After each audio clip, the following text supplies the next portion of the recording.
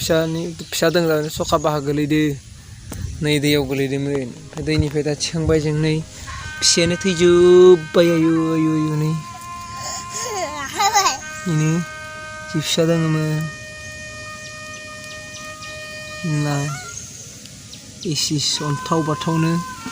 6टा खालायमोन थ'नो नै थैबाय बिदिया फिसासो माहाय फिसा जिबनाल मा सखासोमोन अन्थाव बाथावनो आयु नै बारजों गोलैबाय दैयाव गोलैदोंना बाहाया थैजोब्बाय सि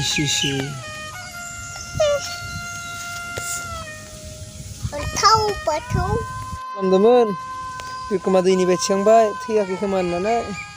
थैजोबगारबायसो आयु आयु आयु अन्थाव बाथावनो नै बिफांनिफ्राय गोलैबाय अन्थाव बाथावनो 6टा खालायमोन सखा फिसाया दै गोलैना उहामोनासैना दै मोनलोंबाय थैबाय आरो बे बैनो बै सिरि गाफाङाव दङमोन बै सानिफ्राय बारजों सिरिबाय हाया सिरिनानै बै हाखराव गोलैदो नै बेहाय गोलैदो बेयाव गोलैना रावबो नुसनदिया बाहाखौ दैयाव गोलैना थाबाय फिसाफोरा दै मोनलोंनानै थैजोब्बाय नै अन्थाव बाथावनो बिसोरो जि खस्थ'यै फिसिबाय बिमाया दुनियाखौ नुदिया अन्थाव बाथावनो आयु आयु 6टा खालायोमोन नै जा बिक्रमा दैनिफ्राय थिखांदोंमोन थांना दङ खोमा होननानै बेसेरिया हादिया फोथांनो फिसाया माखाया नै दा